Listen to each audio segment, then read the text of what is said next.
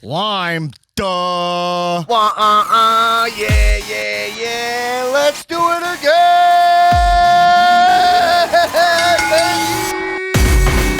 Hello. Whoa. Woo.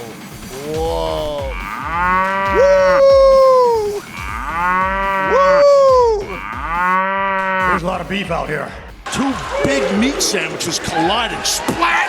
Who gives a shit? Welcome to the Comedians of Wrestling Podcast, the podcast where comedians coming at you, everybody. Dissect wrestling to an unhealthy degree. I am your host, Dan Black, a.k.a. the funniest podcaster on the motherfucking planet / the motherfucking universe. Now that Bezos is in space, I gotta fucking clarify. There's no way that guy, who's now part of the universe, is funnier than me. Dan Black. And if you stop listening to this podcast, I'll fucking kill you. A.k.a. Donsky Black Amora, a.k.a. Papa Oat Milk, the creatine dream. Coming at you, baby. Like Cleopatra, baby. Gabba, gabba, wee. Gabba, gabba, wee. Gabba, gabba, gay. Gabba, gabba, gabba, gabba, gabba. This girl, she's mine. This is hot garbage. Baby! She's mine. What up, jabroniacs? We're back in action for your satisfaction with all of our spicy, muy caliente, fresh kiss. Chef's kiss? Fresh kiss? Fresh. French kiss? Mwah. With all of our spicy wrestling reactions. Holy shit. I rushed through the intro a little bit because there's so much shit to talk about this week. It's absolutely ridiculous. Well, I'll say two things, though. Patreon.com/comedians of wrestling. Get access to our bonus chaos episodes. You never know what's going to happen in those episodes because this is chaos. We answer your questions. We interact with the Discord. If you're listening to this podcast, support the pod on there and also get access to our bonus content. Why the fuck not? Speaking of bonus content, huge announcement coming at you, everybody. What music should I go? I mean, this is a huge announcement. Here we go. Whoa! No, not that. Yo, everybody, it is official. I came on this podcast.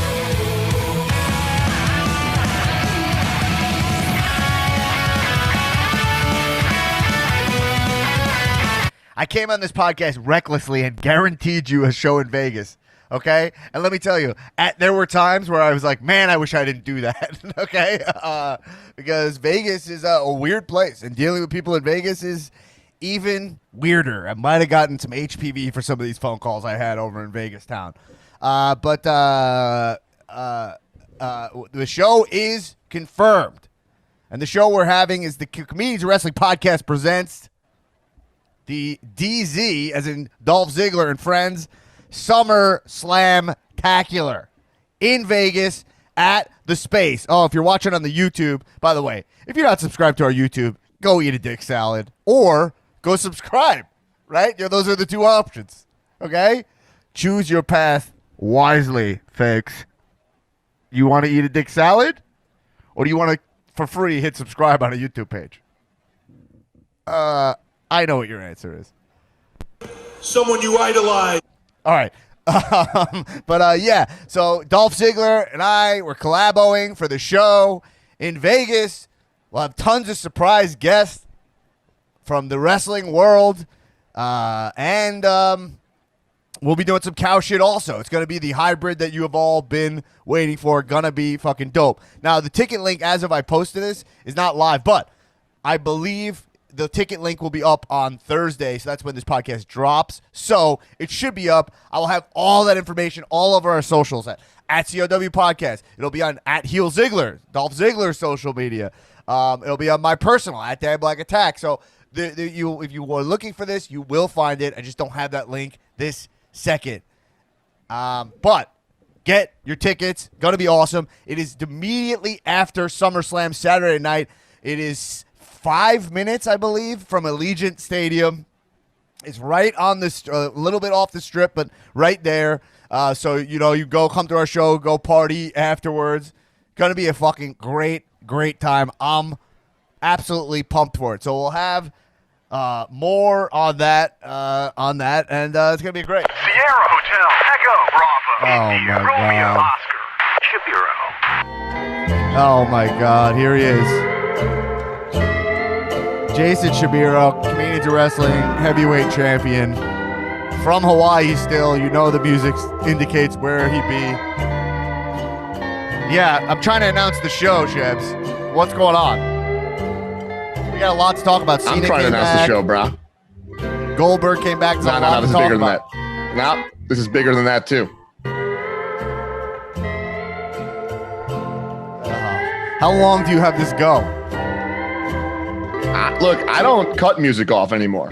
The island is in me now. If the music's flowing, I'm flowing. Yeah. Just vibe it out, man. Just fucking hollow, bro. Let's go. Jason That was Shebiro, nice, right? I guess, what's up, man? How's it going? Welcome to the show. Hey. You're here. I just announced cOw, the DZ and Friends cOw SummerSlamTacular. Yeah, how's it? So here's the thing. You said there's a lot of big wrestling announcements this week. As you know, I don't really watch wrestling. I'm too busy right now, okay? This is lull time. This is my off season. I always take a break every summer. I heard a couple big things popped off this week. Nothing is bigger in wrestling today, right now, than the big announcement that I have to make. Oh, so last week you came out. You're just reminding me. Sorry, you teased us so bad last week. I almost forgot. Well, you know I'm a dirty little tease, baby.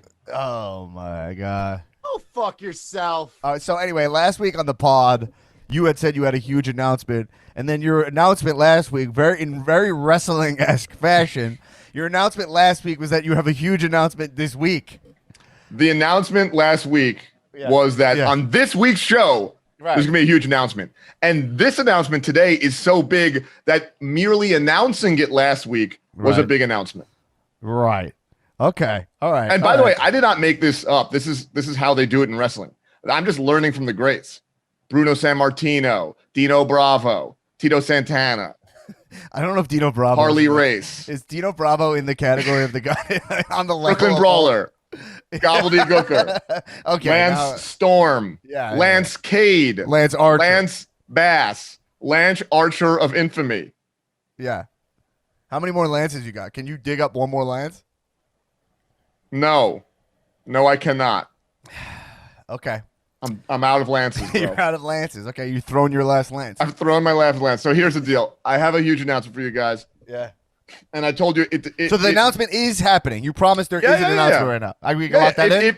If you listened to last week's episode, you know that my announcement last week is that right now I'm going to announce something so huge that it's bigger than John Cena returning. Because let's be honest, John Cena has returned to wrestling before, and he'll return to wrestling again. John Cena returns to wrestling all the goddamn time. You know what is a once-in-a-lifetime wrestling moment? That you guys, you jabroniacs and you shabroniacs and you patroniacs, you guys could buy tickets for. Come to Vegas. This is a once-in-a-lifetime moment that I, your cOw champion, Jason Shebiro, am offering you guys. What is this? Come on. At SummerSlamTacular. In Las Vegas. The DZ and Friends SummerSlamTacular at the Space in Vegas right after SummerSlam. At the Space in Las Vegas right after SummerSlam. DZ and Friends. cOw presents SummerSlamTacular. There will be a coronation celebration ceremony for my Mainland fans. Truly has teamed up with me to fly me to Las Vegas. Truly Brand Hard Seltzer. We have the Mainland Coronation Celebration will be featured at DZ and Friends cOw Presents SummerSlamTacular at the Space in Las Vegas. Wait, what are you even talking about? What do you mean? I became champion during one of the most devastating, like Drew McIntyre, I became champion at a time where fans could not be in the building to see it. Like Drew McIntyre, I had to usher in good vibes and positivity in the darkest moment that we faced perhaps in our lifetime. And I carried this strap for all these fans, and I inspired them, and I broke the fourth wall just like Drew, and I talked directly to the camera and said, thank you, I love you, this is for you guys. And what I want to give back to the fans is now that, not that it's over, We're still getting vaxxed. We're still getting waxed. We got the Delta variant, Gamma variant, Kenny Omega variant. I got all the Greek letter variants. We got Dan. You've got the Sigma Alpha Mu variant because you were in Sam, Delaware. Fact. There's still variants out there. Be safe, you guys. But if you feel comfortable coming to Las Vegas, my way to give back is you were not able to see me win this title. You were not able to see me defend this title in person at CowMania 3, one of the most historic pay-per-views of all time. So the Mainland Coronation celebration is so that all my fans can welcome me back to the mainland. It's sort of like taking a tour around. Like it's almost like the Pope. I'm actually renting a Pope mobile. I'm going to drive around Las Vegas holding the strap. People could look at it. They can't touch it. And they can't touch me, baby. But they could look, but don't touch. Touch, but don't taste. Well, taste, but don't swallow. The fact is I'm coming here to give the people what they want, which is time to see the champion in all his glory. All right. That's the announcement. That's huge, Dan. I got a secondary announcement too, if that's not big enough for you. But let me tell you something. The fact that the title, that touched mainland soil since December 18th, to be exact. That title has been Hawaiian property, and I'm giving the mainland visitation rights. I'm bringing the gold back just so you guys could see it in person, because you're never gonna see it again, baby. That thing's staying just like me in Hawaii. All right. Okay, so all right, guys. I guess at the show, there's gonna be like tons of the show. By the way, there's gonna be great stand-up comedy. Some some it's gonna be an awesome night of comedy. Great. The show is gonna be drinking. fantastic. It's gonna be great. But I guess there also part of it will be the coronation of Jason Shebiro's win at CowMania 3. Dan, I need you to get this right for the posters. It's called the Mainland Coronation Celebration. The Mainland. Wait. It's called the Mainland Coronation Celebration. Yes, because this is when I'm. Look, I've been coronated. Isn't that redundant? Coronation Celebration. Oh, I'm sorry. Wait, that's right. Oh, just kidding. You've never been coronated in your life. You don't know anything about coronation ceremonies. Let me tell you a little bit about coronations real quick, okay? The first coronation. No, this is bigger than John Cena. In 1377, Richard II in England was a 10-year-old boy when he became the monarch. So they thought to get more respect for him, they're going to have just a coronation through the streets. They decided to bring it public. And ever since the 1300s, it's been a tradition to have a public coronation to grace a monarch, to show respect, for him to give back to the people, for the people to show him love. And that's what I want to give these people on the mainland, because I don't live on the mainland anymore, Dan. All right, I live in Hawaii. Your second announcement? Well, so we'll allow the coronation. I'll have to check with the space and see if we can get a Pope mobile in there. But no. I'm going to park it outside. Oh, okay. I've already called them. They're going to valet my Pope mobile. There's actually Vegas is actually a very religious town. They actually have a spot reserved just in case the Pope comes. They have a Pope spot. Oh, okay. And they said I could just take that one for me. Again, because I'm being coronated. So here's the deal. Look, DZ and Friends is going to be a great show. If you've ever been to a DZ and Friends show, super funny, a lot of great comedians, a lot of wrestlers show up and have great stories. Ziggler's the man. Dan, I imagine, Dan, are you going to be performing at the show too? Probably, right? Yeah, I will be, yeah. Dan's going to be doing a set. You guys know Dan Black has the most viral stand-up clip about professional wrestling, so you know he's good.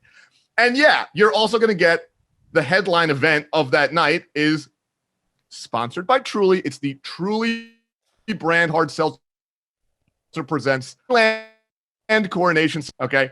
But as if that wasn't enough to make this a memorable night, a must-see night for any wrestling fan, because no one works harder for the pod than me, because I want to keep my great lineage going, and I want to make sure I'm a fighting champion, it's time for another match.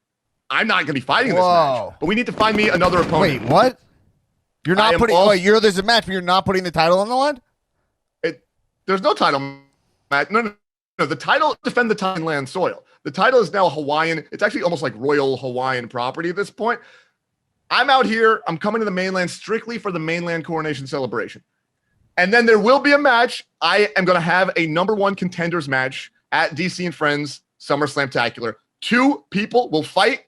The winner of that fight will be the number one contender, and they will have a chance to fight me at a later event. Okay. So wait. Okay. There's a number one contenders match for the Cow title as the main event of DZ and Friends SummerSlamTacular. It's the co-main. The main event is the Mainland Coronation Celebration. I don't know how many times I need to explain this. The main event is the Truly brand hard seltzer presents Jason Shebiro's Mainland Coronation Coronation celebration. And then right before that happens, for the CM Punk main event, the co-main, there'll be a number one contenders match for my title. Wow. Okay, and who's in it? I haven't decided yet. I got to see who deserves a shot. I mean, I know you've had many shots. You probably, if I want to be honest, people talk about wanting to see Letterman back in the mix. People say, oh, what about Hassan? People say Nick Tullo is a name that people get thrown around a lot. Like, oh, he should have a shot. I mean, I don't think he's really physically up to task. I don't think he'd be able to defeat me or anyone one-on-one. There's a lot of names in the Cow universe that might be good fits for this number one contenders match. I leave it to you guys. Who do you guys think? Who would you like to see in a number one contenders match? Me, 100%.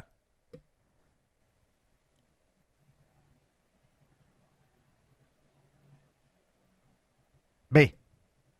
I want to be in that fucking match. You? Yeah. Well, yeah. On what grounds? All you've done is lose. You're like the opposite of DJ Khaled.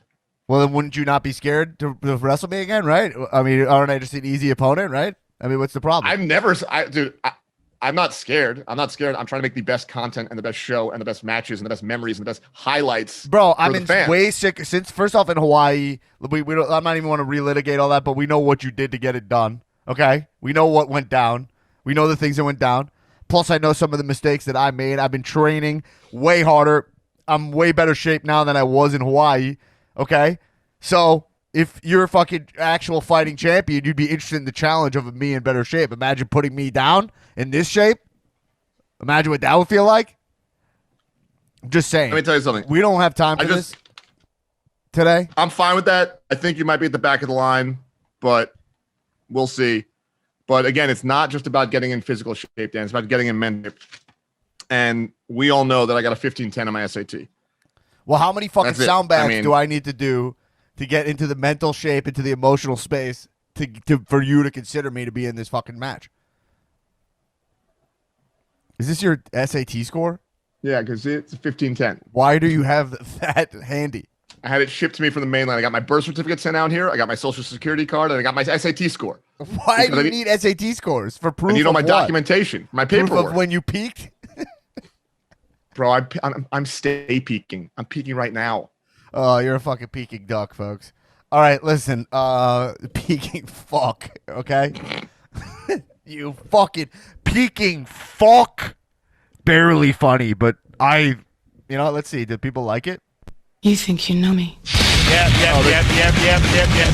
They liked it. Okay. All right. Anyway, we got so much wrestling to talk about. Let's jump into it. But man, huge announcement. So once that ticket link goes up, we're gonna have a number one contender match for the Cow title. And we're having the Mainland Coronation celebration of the Cow title. It's the first time the Cow title is touching mainland soil since December 18th, 2020. Mm-hmm. And it's gonna be a great stand-up show and all that. The ticket link will go up. Great. All right, let's start talking about wrestling. I don't even know where to fucking start this week. Okay, I'm gonna ring the bell. Holy shit! Well, I'm gonna start with John Cena just because we talked about it already. It looks like my elk meat's on the way. Just got a shipping notification. Also tough. Yeah, and so. John Cena returns, since we talked about it. John Cena, Mr. Hustle, Loyalty, Respect, back at Money in the Bank. Ooh, yeah.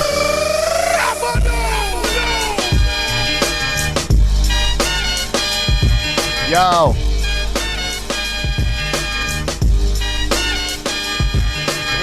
My time is up, my time is now. You can't see me, the time is now. It's the franchise when I'm shining now. John Cena back, and holy shit. Was that the first time Cena got full babyface pop in his entire career? People were going fucking ape shit for John Cena. He didn't even know he was on Raw. He was like, I've never had that. Like it was kind of fucking nuts. But Cena's back, and not only is Cena back, they announced that Cena's coming back and will be on every Raw and SmackDown through SummerSlam. And he announced to the crowd, he's like, "Yo, I'm coming back in like a lot more than you think I'm coming back." You know, I've also heard that Cena. I've heard from people saying Cena's dying to be just doing WWE shit again. You know, Yeah. He's got thrown into Hollywood, and I was thinking about that. I was like, it kind of does probably suck for someone who is at the level of wrestling with Cena. You still got some in the tank, and then you got to like sit around set on like Wipeout or whatever. You know what I mean? Hearing Nicole Byer just be like, "What do you do? Why are you doing?" Just hearing Nicole Byer run her mouth about dicks and baking and no, but you're Nicole John Byer Cena. just be like, "I'm gonna suck your dick." Yeah, And he's like, God damn it, do I want to body slam a man through a table right now? he's like, "Yo, because like to walk, that's almost like it's like." Getting out of when someone gets out of prison and then wants back in, you know, they did like 30 years in the fucking in there, and then they commit a crime to go back in because they're like, I don't What was know, that I don't dude's know, name? there's nothing for me on the outside. You know what I mean? What's the name of the guy in Shawshank who Yeah. got out and then killed himself? Yeah. There's the guy who hangs himself, Yeah. right? Because then he's like in the prison, he was kind of fucking cool, you know, and people like respected him, and then he gets out there and he's bagging groceries, you know. Right. In the It's prison, Hooks. he just what hooks? Is that- Brooks. No, that's not what's his fucking name? Morgan Freeman. No, it's not It's Red. like the guy Morgan Freeman's talking about. Right. He's worried that he's going to turn into a Brooks. Right. Brooks couldn't hack it on the But outside he's like, world. nah, man, I'm gonna head down to like Obi-Wan Kenobi. Where are they going? Obi-Wan Teneo? I don't remember where that fucking beach was. I mean, I've seen this movie 50 times. It's insane that I don't know all these details. The premise of that movie, by the way, which we have no time for this, and it's still gonna happen. And I'm tempted to jump to a bunch of Dark Knight things I've been talking about this week that I really want to get into. I've been really into Dark Knight. I texted you. I said, "What's the Joker's first line in Dark Knight?" I said that to you at 4 a.m. Yeah. I was like, I don't know, man. What do you want from me? I think the line is, no, I killed the bus driver. And then he moves out of the way, you know. But anyway, what was I talking about? Oh, Shawshank. The premise of Shawshank is he gets locked up for killing his wife, but he didn't. But I think he was outside with a gun. Am I wrong? Bro, I don't That remember. in Shawshank, yo, Phil, can you look this up? In Shawshank, it's like the most crazy coincidence. I was gonna kill my wife because she was cheating on me, right? But someone else beat me to the punch, and it was a random guy. You know? Mm-hmm. Is that good writing? I don't know if I don't know if that's good writing. Was he going to kill her or was he going to kill himself? Aren't you a writer, bro? You don't know if that's good writing? I don't know. Look, out here, I have no identity. Here, I'm just a Hawaiian. That's it. I don't have the old Jason Shebiro is no more. Now there's just a man. Well, of the land. well, we saw the 1510. All right. Anyway, Cena comes back. Phil, we'll look that up. Cena comes back, okay? And What exactly is the question here? the question is in Shawshank, okay? Is in Shawshank this is the premise I remember in my mind. Is that Tim Robbins' character, his wife cheats on him. He's going to kill her. He has a gun and everything. Someone else kills her, and then he takes the rap for it. Like he gets popped for it, but he didn't actually do it. Okay.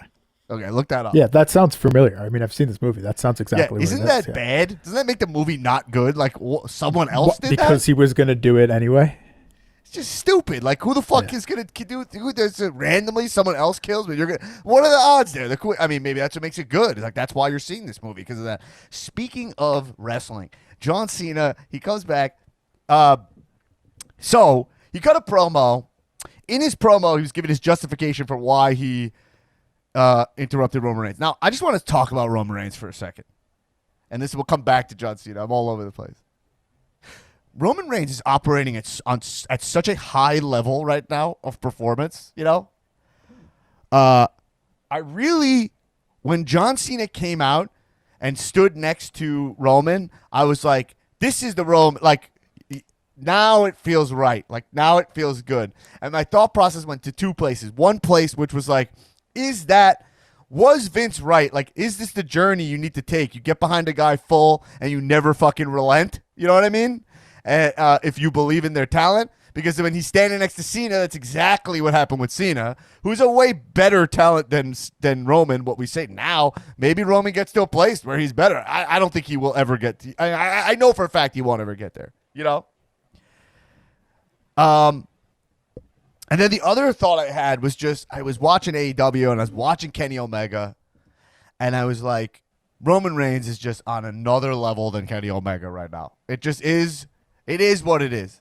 I love Kenny Omega. I want Kenny Omega to do awesome. I want to defend Kenny Omega. And I like Kenny Omega. He puts on great matches, and I'm glad he's the champion of AEW.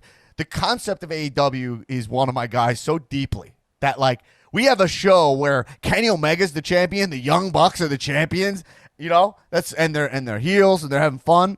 My problem is when I watch what they're doing, it feels a little amateur. It's a little dress uppy. It's a little like here's a fun. It's like a kid in a costume closet, like just throwing stuff on to get heel heat. But then the characters and the performances specifically feel so uncontrolled. Roman and Edge to start that match, they stood there for like 15 minutes having the crowd just go nuts. They were so, as performers, were so in control of that fucking crowd. They were like, we got this. We're not just giving the mob what they want, you know? And then you compare it to what Kenny is doing. It's a little bit, for me, it's a little amateur. It's a little like sloppy. It's like, what is your character? You just randomly do a Bangkok joke here and there, and then you change your facial hair this day. Some days you're in like a floral design shirt. But like Roman Reigns is the fucking, and he's like, oh, I'm the belt collector. You're like, that's fun. I get it. You're a little crazy. I like the idea of it more than I like the execution. But like Roman Reigns, the acknowledge me thing and the tribal chief, I'm like, he is the tribal chief. Like I think, there is the tribal fucking chief. I acknowledge him. And you could see it more and more. People, and not just like Triple H this week, people acknowledging Roman. Legitimately. Shoot and work. Acknowledging Roman as the top guy in the wrestling industry. You know? And it's fucking cool. He is having his work shoot moment, I think. And one of the brilliant moments was the stacking the bodies at WrestleMania. That just, for me, it was them being ahead of me. I was like, fuck them for putting Daniel Bryan in this match. And then they're like, no, here's why. And that put it, for me, to put two guys on top of each other and end a WrestleMania. Come on. Has that ever happened? May I interject? Yeah. I know you're a big Kenny guy. You're a big Kenny guy. Well, I'm a huge Kenny guy, but let's stay on Roman for a second. Roman stacking the bodies was amazing. But when you said, it was amazing. But when you said, and I was fully worked because I was so ready for Edge to get the, I was like, they have to give it to Edge right now. It's Edge all day. Yeah, I got worked. On this day, I see clearly. Okay, so the thing is this: when they added Daniel Bryan to that match, you were like, oh, it was actually brilliant. They didn't know for a second when they added to that match that, oh, because we're going to have this finish where we stack the bodies and it's going to solidify Roman. That is not how wrestling works. No, but okay, I'm sorry to interrupt you, but hold on. Is that relevant, though? See, because you give Tullo a lot of shit for this. You say to Tullo, like, yo, bro, like, you don't give them credit for fixing a bad idea. You know what I mean? You know, but sometimes it's not what I say. All right, go. I shouldn't. What I say is, when an idea is bad, it's okay to say, hey, that's actually stupid and bad. And I've looked at the facts. I've crunched the numbers. Wrestling is actually bad most of the time. It's about 75% really, really bad. But when you have all these bad elements, somehow there's a path. And in the last month, if we just zig that there and click that there and make a left instead of a right, this will all actually make perfect sense and be super cool. And they rarely even hit those moments, but when they do, it's incredible. For example, Batista winning the Rumble, nightmare, okay? Denying Daniel Bryan even a spot at WrestleMania 30, nightmare. But then they were able to right that ship and then create this incredible moment. Same thing with adding Daniel Bryan to the main event. No reason. It was all just. No, it had nothing to do with Daniel Bryan. It his just had to do with dominating a main event that hard. You know what I mean? So I agree with you in that way, where it was like, Daniel Bryan has no business in this match, so let's just use him as a stack, as a chip. You know what I mean? Exactly. And let me tell you something. If the day Daniel Bryan added himself to that match, in his head, he was going, the reason I'm doing this is that Roman Reigns will pin both me and Edge on top of each other and then start this whole I stack the bodies thing, like I said. If that's what the plan was the whole time, brilliant.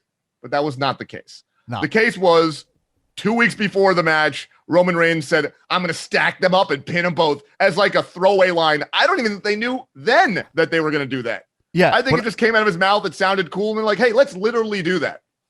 Well, so let's just take a step back, which is like there's a lot of shit talk about WWE right now, and they deserve most of it, right? They deserve most of it, but I just want to say you cannot deny Roman right now.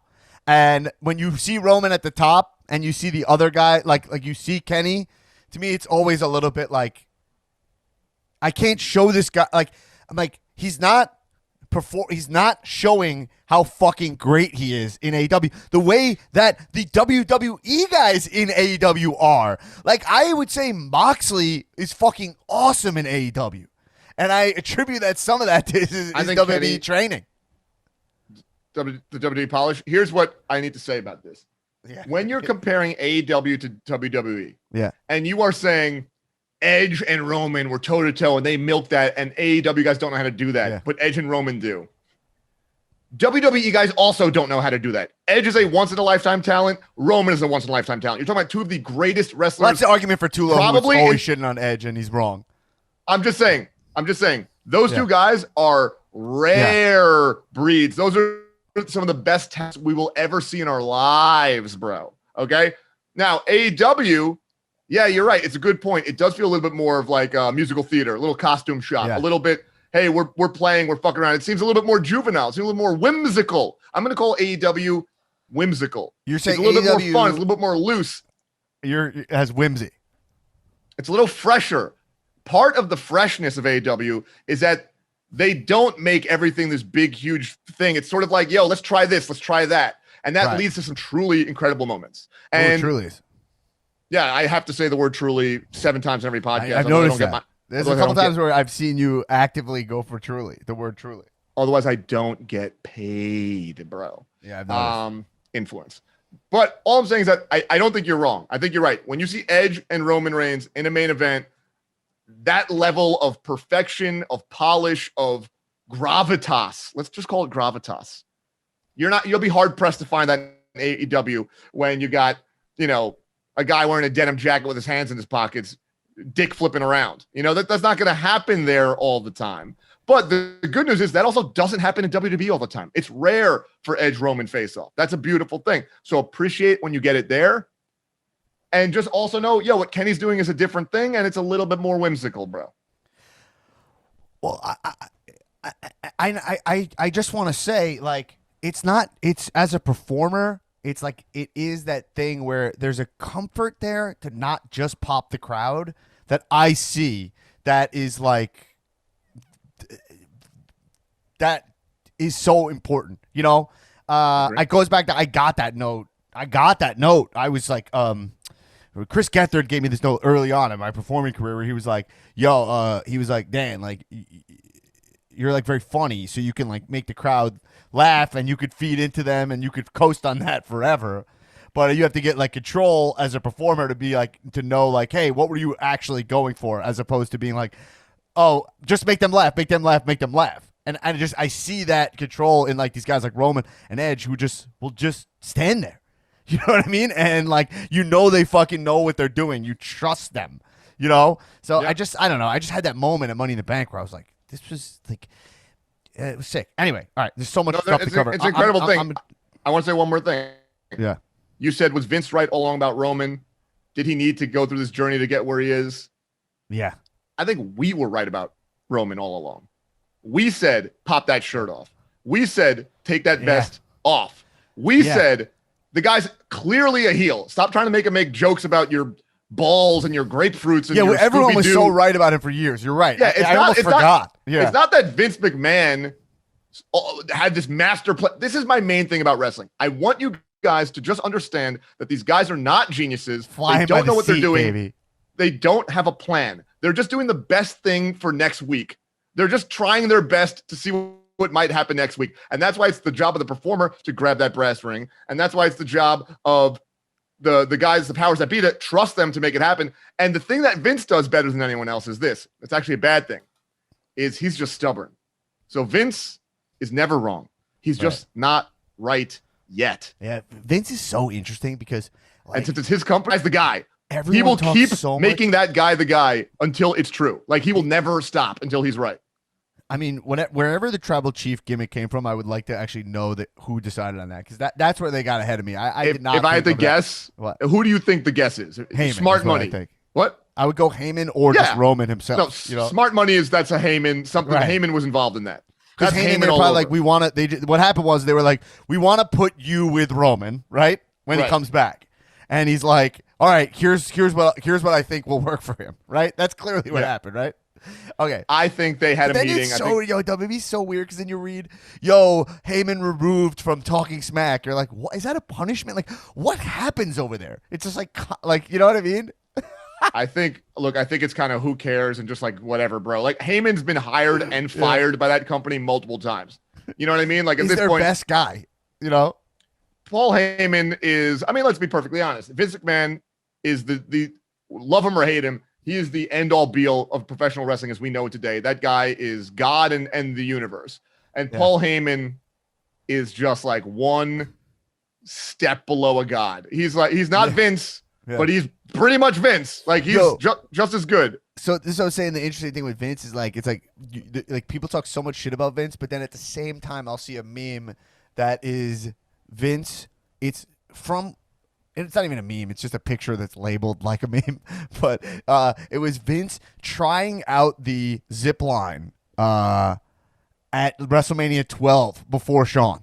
He's in the ring, and he's in his fucking, like, you could tell all he did was take off the jacket, suit, and he's fully rigged, and he's holding it. It's the same exact rig, and he's like, he probably did a ride with it, right? And you're like, this is why he's the fucking man. You know what I mean? Was it the same pose Shawn did, like leaning back with the one leg forward? Like, you just did that. It's like, Shawn, you got to do it like this. You got to get real sexy with it. Because he was like, you know that the original lyrics is sexy. He's like, go in the ring, watch me. I'm gonna do it. I'll show you how to do it. Right? He's like, all right. Here's the words. You're gonna repeat this after me. Go. I think I'm cute. I know I'm sexy, but you do it in your voice. You do it the way the girls like. You know what I'm talking about. All right, and then the zip line. Let me show you the movements I want from you. You know? Yeah. You think this is how you zip? What, you never zipped before? This is how you zip, you Texas piece of shit. Yeah. Another weird clip. I saw Cena was in the ring, front row. Vince. What? Linda was there. I said Vince is incredible, man. Yeah, Linda was there watching Cena over the ramp. She must have walked out from the back and wanted to see Cena come back and feel that energy, you know? And a kid runs up to take pictures of Cena. She's very into energy. All right. No, anyway. Go Yeah, ahead. you cut out for a sec. But yeah, so Cena, so Linda, and the kid runs up to take pictures of Cena, and then the guard's like, hey, you can't go over there. And then Linda's like, yo, relax. And then she like puts her arm around the kid, and the kid's filming Cena, you know? And you're like, these fucking McMahons, I don't know what kind of relationship I have with these people. I love them 1 minute, think they're the fucking biggest piece of shit the next moment. I don't even know what to feel. And I bet that's everybody, right? I think it's not everybody, everyone's. I feel like everyone is like, even people I've talked to over there, I'll be like, yo, if he's like gone, you think it'll be better? And like, no one definitively says yes. You know what I mean? Right. You know? Anyway. Look, it could go away. This guy could die, and it could be left to Stephanie and H. And as much faith as I have in those two, maybe AEW becomes the new wave. It's probably going to go to know. fucking NBC. You know what I mean? Like, it's going to go, like, you know. Anyway, we have to just move on because there's so much shit to talk about. Because let's just go into this. Charlotte beats Rhea Ripley at Money in the Bank pay-per-view, which was awesome. awesome for me. I know a lot of people give it shit, but it's just like my biggest beef, and it'll come up right now with women's wrestling in WWE is the participation trophy element of the title. Sure. They don't have the roster is probably not deep enough for 2 titles, and they have 2, and they throw them around like they're toys. So let's talk about what happened. Charlotte wins it back. I'm like, yes, Rhea was not good enough to be the champion. It's just she was not able to captivate heading into with live crowds, heading into this SummerSlam. We need Charlotte. It just is what it is. She's really killing it right now, and that's where I'm at. Now some people are like, she always gets it. Give someone else a chance. It's like, just step up to her, including you, Rhea. Like, cut a meaningful promo. Get over the way Becky did. Like, you know what I mean? Like, do it. She looks awesome. I get why they wanted to give her a run, but there's a storied history, including CM Punk, Rey Mysterio, of wrestlers who had shitty first runs when they got the title. You know, winning it and maintaining it are 2 different things. I thought having her drop it was it. I was like, this is a great move. Awesome. Then the next night, Nikki Ash, cashes in and wins the title. And it's just back again, where it's like another person who is not over enough to be the champion, is not a draw enough to be the champion, is not really there in any capacity, is now going to be an experiment for this title, diluting the meaning of it, giving Charlotte another win, another title hold. You know what I mean? Now she's like the 12-time champion already. You know what I mean? They're really in an Orton conundrum with her right now. Right. It's like, how you're going to need to put the belt on this person at least once every 2 years, and you know they're going to be around for another 20 more years. Right. So what are we doing? I mean, at the rate Charlotte's going, she's not just going to surpass Cena and her father. She's going to double them. Yeah, she's going to double them. Yeah. She's been a 32-time champion. And that actually, weirdly enough, to me, really dilutes the power of the women's title, because it says like, oh, like, well, because then you have this conversation. Oh, who's been the most multi-time champion? Oh, Ric Flair, 16. Oh, well, Charlotte Flair with 27, but that's the women's title. But you don't want, but that's the women's title. It'd just be like, what wrestler has had the most reigns? 16's the most. Right. But it's like they do it with the men, and they did it with Becky. They did it with Asuka a little bit, where they're like, hey, lean into someone, and it works. It's like, have them be the champion. Brock and CM Punk had those long runs. You think about them. They matter. And you're like, they were earned. Like, CM Punk was the best guy at the time. I think the tough part here is just there was no reason to give it to Charlotte to take it off. That's like a real burn of a notch. No, why didn't you ever cash it on Rhea? They didn't want to make Rhea look weak, but like, get out of here. Like, who cares? It's a cash. No one looked weak because it was like end of a title match, rematch on Raw, whatever. Right. Now and she's a superhero, right? So I mean, that's something. And then Nikki Cross, just to give her credit for a second, she was like partying with the crowd after, and they said she stayed in the crowd for 10 minutes after they went off air and was like rocking out. And look, that's really cool. That was really cool. Yeah. That's certainly very cool. That does not a champion make, right? It's not like, no. she's cool. I mean, here's how this run's going to work for me. Yeah. If all of Sanity comes back and they're like the Avengers. I love that. I need I need the Sanity Avengers. Yeah, I love that. Who wouldn't like that? What do we need? We need all the bros. Who do we got? We got fucking Draco Malfoy. What's his name? Big boy. We got the bald one with the stupid head. Get them all back in here. Alex Winters. What's his name? The German one. We don't know. Find them, round them up, get them in spandex. Let's go. All right, I have 2 other huge pieces of news here. We'll move on from Nikki Ash. Is CM Punk? I mean, this is like the day of days here. CM Punk reportedly is training right now.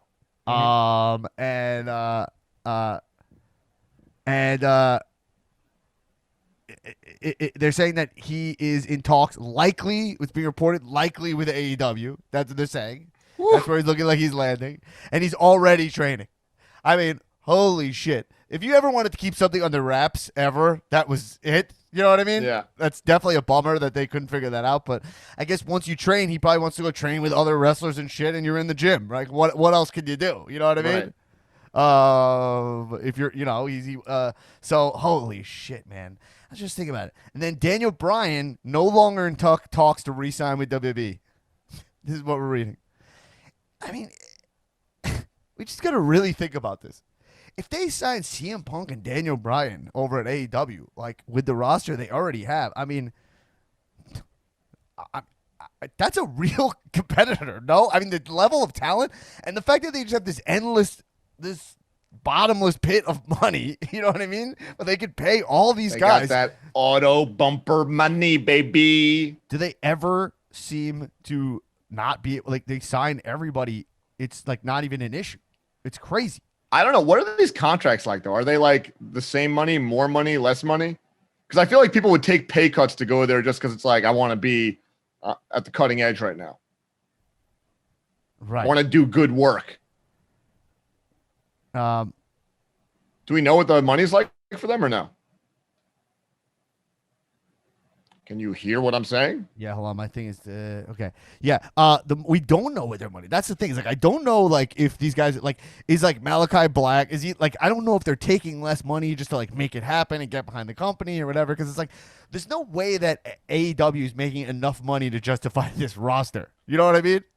Sure, but Tesla lost it's money an every investment, year. right? It's an investment, right? Right. In a long-term traveling product, and it's live TV. It's the investment in live TV, and I really want to know if Tony Khan's putting his own money in. You know what I mean? Isn't it all his own money? Isn't that what it is? Because it's like they have a TV deal, right? So, like it's not like if you have a TV deal, you pay the stars out of the budget you get from the TV deal. There's just no way that budget is here, pay for Jericho, pay for Daniel Bryan, pay for the Big Show, like pay for I have an extremely hard time believing that. They could pay the Big Show in fucking turkey legs, man. I don't think he's costing that much money. You know what I mean? Where else is he going? Well, I knew I just said one that was whatever, but I'm just saying, my question is, when you get a guy like Daniel Bryan or CM Punk, I almost, and it could just be maybe I'm just being naive or something. In my head, I think they're willing to go like, yo, WWE was paying me $4 million. I'll come to you for $2 million just because I want to be there. Like, I feel like they're doing that. Like the veteran, they'll take the lower salary just to play with the good team. You know what I mean? But I have no idea. This is based in zero fact. This is just a speculation. Right. I have no idea either. But man, AEW, like, it's just like you're like, God, CM Punk coming in there. Oh my God, and Daniel Bryan. It's just like that means they have a full lock on the adult wrestling fan base. I feel like on the non-kid base. Like, but they also have the young fan because of the work rate and the indie shit. So they have like the younger. I mean, you just mean not like child. Well, I just mean like kids are gonna just like watch WWE because it's WWE or whatever. Or like, I don't know. Maybe fucking not. They'll like watch New Day or I don't know. You know what I mean? Like, all you got to do is I try to find the comparisons to the last time this happened when there was WCW and ECW and WWE. I've always said that AEW to me feels like the first hour of WCW mixed with ECW, right? Where it's got like great indie guys, great work rate, but also this like silly goofiness that almost feels like it matters less, which was like that first hour of Nitro, that 8 to 9.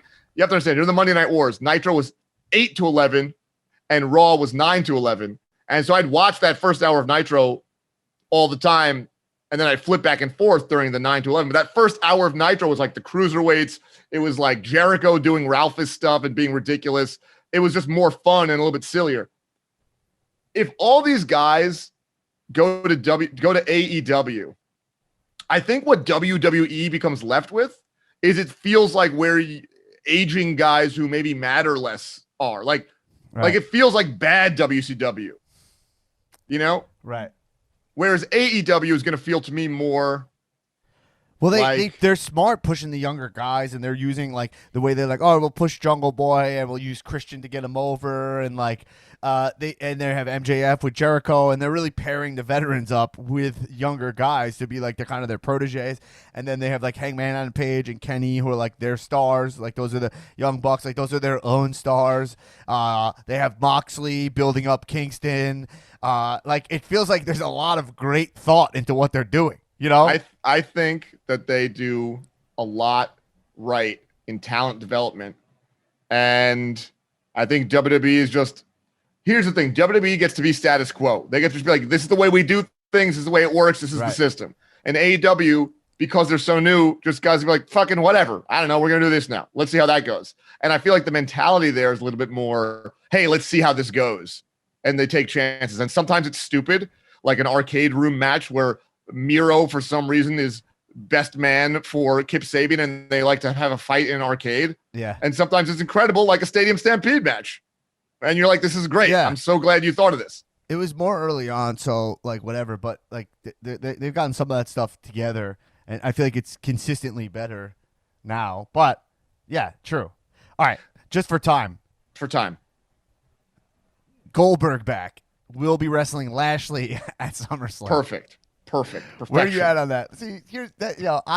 My thing is obviously I have no beef with it at all. You guys know where I'm at on Goldberg. I love Goldberg. I love Oldberg. I just always like him saying, "Who's next?" I just still pop for it all. I also think he looks awesome. Some people are like, he doesn't look awesome. He still looks fucking awesome. He looks less awesome than he did, because when he was at his maximum awesome, that was one of the most awesome looking specimens you've ever seen. But also, it's like, who would you ever wrestle think that you would care about? Did you ever think that Goldberg's pecs in that WCW run, his pecs to me looked like huge plates? They looked like they were both the big gold belt. Like he had two big gold belts. So huge. As a chest. Traps, it was like, this whole area was like a fucking another torso. But I'm saying, I would look at him and specifically be like, all right, he's wearing the big gold belt. Then he's got one big gold belt as his left pec and one big gold belt as his right pec. That's how big this man's pecs felt to me. He had 3 gold belts. That's why it's Goldberg. Yeah. The title looked the best on him. Like when I think of the WCW title, like I think of his waist. Because it's too big. That little waist. He was so hot. You know what I mean? He had like that little waist. Yeah, it was too. nice. He had a nice man shape. He was that belt is too big. And Goldberg's the only guy who wore it that it was like, that's the right size for this guy, though. Yeah, that belt is so fucking big. I love it. I love it. But Goldberg being back, I mean, look, you'll love to see it, folks. I mean, at this point, you just need to accept this is part of wrestling. You need to accept it the same way there's things that you don't like that happen in wrestling. Like, I don't personally, one thing that's a little weird to me is guys who go for quick pin attempts after a random DDT 3 minutes into the match. It's like, hey, in what universe did you think you were going to end this main event of a pay-per-view in minute 3 after a DDT? Like, that's what, but that's just the language of wrestling. That's just, we have to accept that that's how it goes, and that's part of the DNA. Also part of the DNA, old men will not stop showing up for their pay-per-view money until they are dead. More specifically, Goldberg will continually be able to launch himself into the upper echelon main event of any card at any time. Right. What's up with Lashley right now? Well, the thing about Lashley is it's really interesting because Lashley was I was watching him at the Money in the Bank. Oh, shit. Oh, Nick Tullo, pop it on here.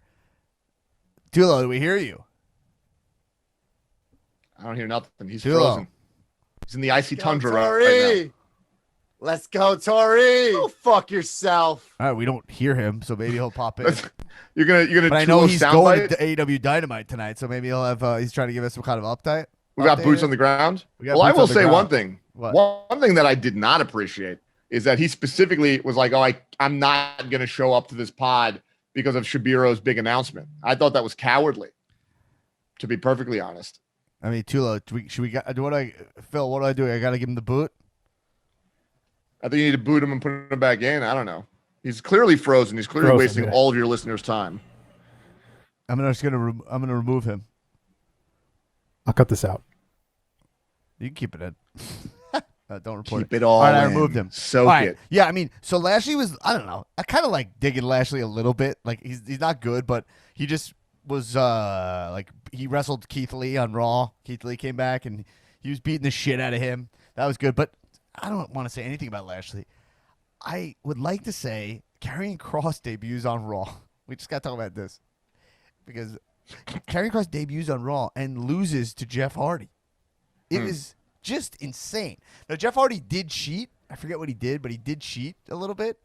But, like, this was his big fucking debut. He comes without Scarlett, and Jeff Hardy beats him. It was nuts. Guys, there's no Karrion Kross. is never going to get over without. And he's Scarlett wearing the Bordeaux. NXT belt also. That's cool. You love to have the belt get buried on a random Raw. That's always fun. But if there's no Scarlett, no one's going to care about this guy. He's just not that cool. He's just not. No. I mean, there's not even that much to say. It's just like there's a lot of memes out there, and I might not have time for meme corner today. I'm running a little low on time here, but Bite your tongue. But Karrion Kross, people. There's a lot of memes about like Triple H getting his guys buried by Vince. You know. Now, look, is it possible we get worked here? This is kind of a cool thing, you know. That like, all right, Karrion Kross, because he was like Jeff Hardy.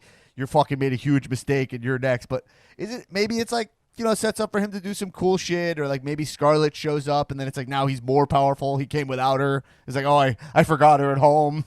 And then now I remembered her. We're in an ethically non-monogamous manager-valet relationship. She was actually walking the Hybrid 2 down to the ring.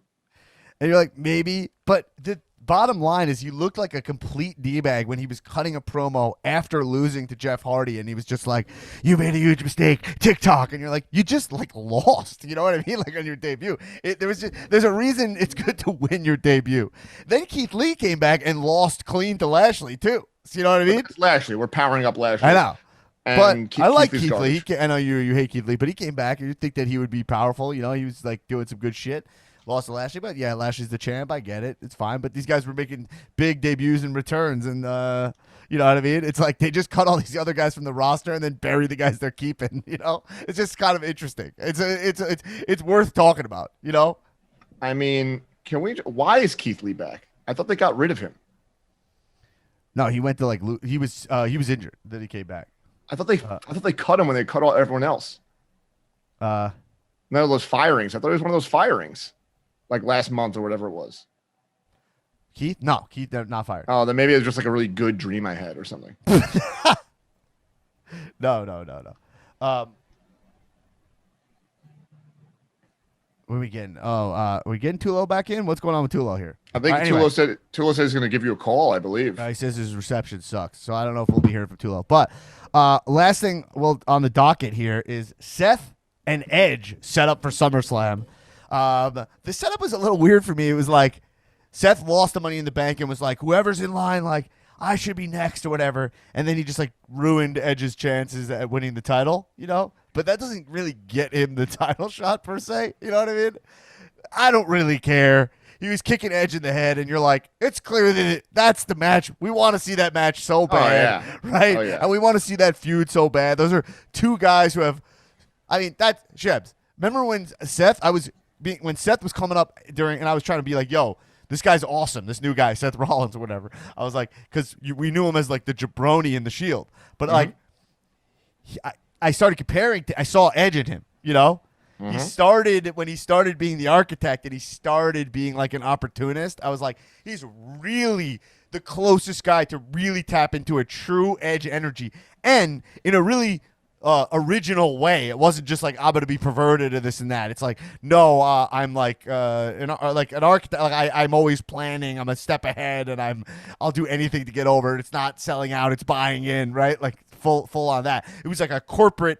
Edge did it like he was like Vegas sleaze or whatever, and then he did it as like corporate kiss ass. You know? Right. They actually, I think, both did it in sleazy ways. It was just it was two guys who their gimmick was, I will sacrifice all my morals for this title, and I will find creative ways to win and stay in power that maybe are not the most moral ways to do things. Edge is the ultimate opportunist. I would say Rollins is the penultimate opportunist. I love that. The penultimate opportunist. So we have for SummerSlam here, which I was like, oh man, we're going to see Seth Edge. That's sick. Lashley Goldberg, which to me is like I'd rather see Lashley Brock. I agree. You know, people are like, oh, I'd rather see Brock, but that's it. Like that is it. That is the only other Lashley match I'd want to see over Goldberg, other than maybe Lashley Fiend. But Fiend's not around right now. You know, Fiend sorely missing there. Maybe Lashley Randy I would have watched that maybe, but Randy's not I mean, around right now. I watch Randy dance with anybody. He's gonna do the Riddle match. He's doing RK Bro, whatever, you know. So Right. that's gonna be like Riddle Orton will all be pumped up. That's a great feud that they've told a story that is building. That's great. So I kind of dig where we're headed in the men's division towards SummerSlam. The women's division is where my questions are, which is the Sasha rematch for Bianca is clearly the move, and they do that. I'll be pumped for that, you know, because they tore the house down at Mania. Why not just do that again? And we haven't seen Sasha since Mania, so why not? That's the way to go. But then Nikki Cross being involved in the Raw titles, like, man, I was hoping it was just gonna be Charlotte Becky, you know? Yeah, And maybe it still will be, but that's at the expense of making it Charlotte winning the title for the 14th time to going into that. They can't put this belt on Charlotte again till at least 2022. Right. Like, save that till next year's Mania, because I don't see Charlotte leaving for 4 years to do a Hollywood career. Like, she's gonna be wrestling, you guys. So we got to really slow play this thing. Her next run better be for 3 fucking years. Yeah. Whew. So much shit. All right, let's pop the memes up because we don't have too long. We'll do the memes and then we'll get out of here. Meme corner. But a lot of huge announcements today. Wrestling is WWE's really. They're doing what they're doing. They're doing some stuff, but they're not taking away from AEW somehow. Somehow AEW is competing, and it's unbelievable. Let's get these memes. Let's see some memes. Let's see some memes, bro. This is a meme about masks. Let's not make this political. Let's just. It says, in the 2001 Royal Rumble, Kane wore a mask for 54 minutes and eliminated 11 people. You can wear one to Aldi. That's pretty funny. It's not wrong. It's not wrong. But yeah, you can wear a mask. I'm working on the mask again. It's just truly awful. Go get vaccinated, you hogs. All right, what's next? Me, I'm going to watch a WWE pay-per-view. Peacock. The fuck you are. A lot of Peacock was really messed up, but whatever. They'll figure it out. Obviously, I have my beef with how they're organizing WWE on there, but whatever. It's a new thing, so whatever. I don't care. What's next? Yo, this is Stone Cold. They reversed the Padme Anakin meme, and it's Stone Cold saying, I'll give you a beer to drink. And then Anakin's like, you won't give me a stunner, right? And then he's kind of smiling in the same pose. He's like, you won't give me a stunner, right? It's pretty funny. I enjoy that. That's always fun. If Stone Cold gives you a beer, you are going to get a stunner. It's a great observation. You know, it's a fun. I'll tell you what, that's a classic. Nice down the middle, solid 7.5, 8. It does the job, but it doesn't surprise you. It doesn't, it doesn't make me laugh that hard because, like, of course that, it's an obvious meme. It's an obvious meme. Yeah, I got Tullo here. Should I plug him in? Tullo? Yeah, plug him in, plug him on. I can hear you. They can't hear you yet. Hold on. I got to plug you in because you got this shit reception. Here we go. Oh, we got on the line here coming at you, everybody. I think we got him. Tullo, can you guys hear Tullo? Yeah. Can you hear me? You guys hear Tullo? What's up, bro? Can you hear me? Yeah, bro. Well, I'm only putting you in. Your boots on the ground from AEW Dynamite, right? You're headed to. Yeah. Yeah. Sorry. The reception's not good here. I couldn't get on that Zoom link, but I found the spot right on the top of the on the hill here outside the line. But yeah, boots on the ground. Just met FTR and super sexy Wardlow. Yeah, things are great, man. How you guys doing? I heard there was an announcement. Did that actually get made this week, or did that get postponed till next week? Yes, actually, Sheb's made a huge announcement on the pod. We're about to end the pod here, but he said that he's actually at the Dolph Ziggler, DZ and Friends SummerSlamTacular Cal Presents show in Vegas on August 21. That he's going to have a Mainland Coronation celebration where the listeners of the show can congratulate him on his victory at Calmania 3. And then he's giving a gift back. He's giving a gift back to the listeners. Yeah. Which is a number one contenders match. Which is yet to be determined who would be in that match. What do you mean? What do you mean yet to be determined? He said, I'm fucking vying for a spot in this match. I made my case, but he's not fucking decided yet. Vying for a spot? Yeah. You deserve a spot? Yeah. Didn't you lose your last two title? Didn't you lose your last 2 title defenses, though? Yeah, I did lose. I mean, what about, you saw the circumstance of how I lost, and also I'm in way better shape now. And I put together this fucking event. I mean, Oh, So you just I understand Yeah. that. So those. What about like new opportunities? Giving it to somebody who is actually a real influencer in this community and not just for some stupid, shitty seltzer brand. And giving someone like myself who's on the Supermark Summer World Tour right here, doing great things, kissing babies, growing the pod. I had the guy at the vintage shop today that I bought the my rock shirt at. He subscribed to the pod today. He checked that out. I'm out here going viral pretty much every day. My social's blowing up. If there is anybody, why is there even? How has he not even done it? I mean, for a guy that understands being an influential person, I would think he would understand how much I've been doing as well. You know. Well, let me tell you this, Tullo. I don't think it's a new era of cow, baby. You know. Okay. he Shebs, can't you hear me, wanna can respond to he? this? He Can he hear me? Oh, you can hear me? I can't hear Shebs. Oh, you can't hear Shebs? Oh, right, because you called me. It's on the phone. But Dan, but you can hear him, right? Hey, Dan, you tell Nick Tullo everything I'm saying right now, but summarize it, make it brief. You tell him. Maybe you could tell me what he's saying. There's different types of influencers. Some are girls who take pictures of their bodies and then post inspirational quotes, like it's not just an excuse to post pictures of your body in a bathing suit. Some try to sell stupid products like fitness tea or exercise stuff, or even elk meat. Other influencers get paid to drink hard seltzer, and I am in that third category. But I will say this, Tullo, I've seen some of the influencing you've been doing. I think you're doing great. You're doing great work for the pod. Be like, yeah, it's Tullo. I love what you're doing for the pod. As a guy who cares about this pod and does a lot for the pod, I see what you're doing and I like what you're doing. I don't know if it's title shot worthy, and I don't know if it's number one contender slot worthy.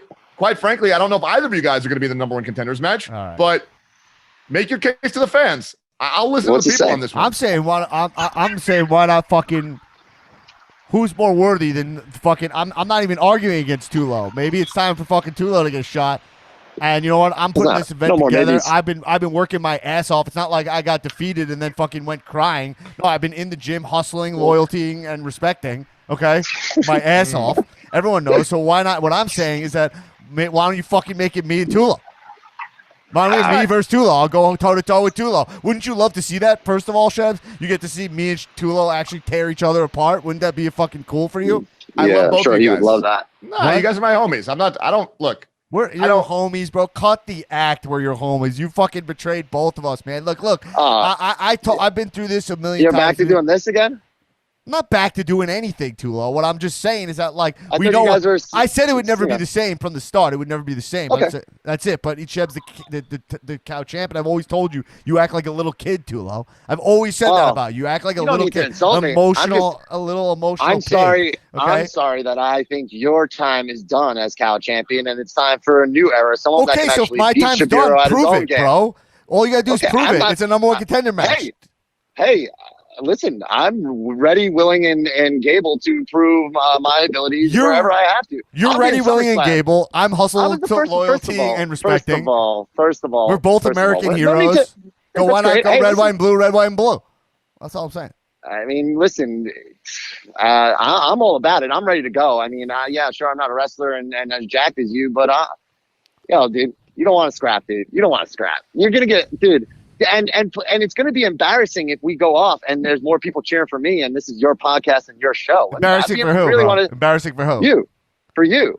Oh, bro, I'm not embarrassed at all. I was just, you missed the whole. Maybe if you showed up to the pod today, you would have seen. I'm talking about control as a performer. I'm sorry. I don't need the cheers. I don't need the accolades. I'm all about results, baby. I'm sorry. I get cheers when I fucking. Second. Oh my God! You think I get cheers when I fucking crush the gym, burn 1,100 calories in under an hour? You think I'm getting cheers? I'm just saying, the only person that cheers for me is myself, bro. I look in the mirror and I go, "You're the fucking man." Okay. Listen, it's easy. It's easy to go up against Shebiro. Most of the people will probably boo him because he's, Shebiro. But like, you go up against the Supermark right now at my. I called you the Supermark. You didn't make shit. We can go back. I gave you that fucking nickname. Oh yeah. I fucking made you, Nick Tullo. How fucking dare you? How fucking dare you? Now you're making it personal. Now, you called yourself the Supermark? You did that? Let's go back in the tapes, Phil. Let's go back in the fucking tapes. Yeah. Yeah, you also banned me. You also banned me, and I was so undeniable at that point 3 years ago that you were forced to bring me back on. You also knew that I was so important to this podcast that you have to have me on the Patreon because you know how it's bringing in those dollars. So I'm ready to go, baby. I'm already booked. I have my ticket for SummerSlam. Hey man, I'll casually stroll over and whip your ass at Chef, make this match. I at gotta the whip this little SummerSlamTacular. bitch. I love First of all, why I is love this how a title match? How's the title not involved? Why is he scapegoating out of this guy?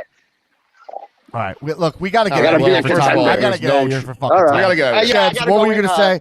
All right, Tullo, people what's going on with asking me AEW tonight? Is it good? I mean, there's a line around the block right now to get in, so I'm gonna go and grab Merch Maven, and we're gonna head in and just destroy as usual. I'll probably be on TV. I'll probably go viral again. I already met FTR and Stupid Sexy Wardlow, and they were just complimented me and told me how great I'm doing. So, yeah, man, you'll probably see those. They thought you those were a pictures go up Make-A-Wish soon. kid, whatever. All right, hey, Tullo. I actually thought it was Enzo, but it's fine. They thought you were Enzo. You are the perfect combo Oh, of Enzo yikes. and Rollins. All right, Tullo, enjoy the show. Tell Merch, Mame, and Emily to enjoy the show as well. I'll see you at SummerSlam, Dan, if Shebiro decides to I like can't. I would, do what's best for I would business. love to Clearly, slap it's you cooking the around supermarket. in front of people, Yeah. crying fans. It would be really embarrassing if you spend all that time at the gym and then lose to my fucking 160-pound. That body would be frame embarrassing. I fucking agree. That absolutely would be embarrassing. stomp That's your why it's face not going to into the happen. ground. That Yeah, would be embarrassing. okay. It's not going to happen. Why All are right. we? Don't let Chef Add turn us another against each other. 45-pound plate to your back, man, because you're gonna want to know what it's like when Because I'm carrying the load of the match. Because you And, only weigh you know. 45 pounds? Is that what you're Yeah. saying? Yeah, exactly. In your bra. All right. Anyway, Tullo, talk to you later. All right. Listen, guys. Shebs, did you want to respond? Because we got to get out of here. I got to go.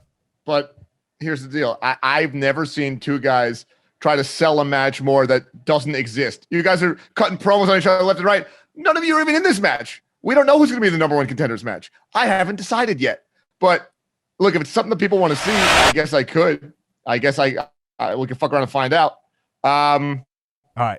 So look, Let's get guys, out of here. I got to I'm go just for excited. DZ and Friends SummerSlamTacular, Vegas, August 21st, close to after SummerSlam, down the street from the Allegiant Stadium. We will see a match, number one contender match, hopefully between fucking us, but we'll fucking see what Shebs is gonna fucking decide, and we'll see what the people want, right? Maybe the major Jabroniacs will tell you what they want, And the ticket link will be up this week, probably Thursday when this is out, but you'll see it. Follow at CW Podcast at Dan Black Attack.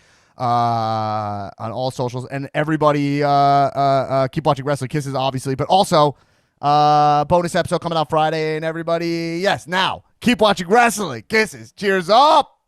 Woo.